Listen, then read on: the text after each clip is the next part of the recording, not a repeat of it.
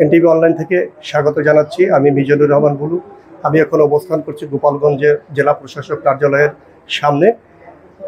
সারাদিনই সেই সংঘর্ষ এবং রণক্ষেত্রে পরিণত হয়েছিল গোপালগঞ্জ জেলা শহর জুড়ে।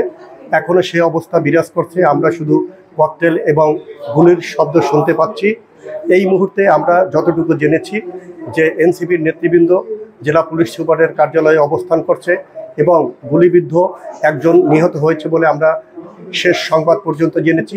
এবং গোপালগঞ্জে কর্মরত যমুনা টেলিভিশনের সাংবাদিক মোজাম্মেল হোসেন মুন্না এবং ডিবিসির সাংবাদিক সুব্রত শাহ বাপি গুলিবিদ্ধ হয়েছে বলে আমরা জানতে পেরেছি। এবং আমরা ইতিমধ্যেই জেনেছি যে শহর জুড়ে একদম রণক্ষেত্রে পরিণত হয়েছে। শুধু ককটেল এবং গুলির শব্দ শোনা যাচ্ছে।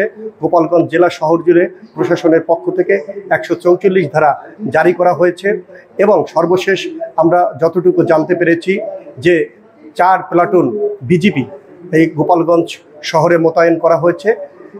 এবং আমরা কিছুক্ষণ আগে এবং কয়েকবারই গোপালগঞ্জ শহরের বিভিন্ন মসজিদে ঘোষণা দিয়ে সকল নেতাকর্মীদেরকে রাস্তায় নেমে আসার জন্য বলা হয়েছে।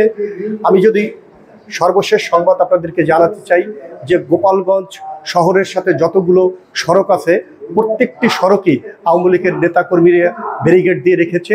এবং এই অবস্থায় সারাদিন সংঘর্ষ সেটা প্রায় সন্ধ্যা ঘনিয়ে আসছে, কিন্তু এখনও কোন সড়ক দিয়ে মাদারীপুর হয়ে শরীয়তপুর যাওয়ার যে কর্মসূচি এনসিপির, তারা কোন সড়ক দিয়ে যাবেন এখনও তারা সিদ্ধান্ত নেয়নি এবং আমরা সে বিষয়টি জানতে পারিনি। এ হচ্ছে আমার কাছে সর্বশেষ সংবাদ।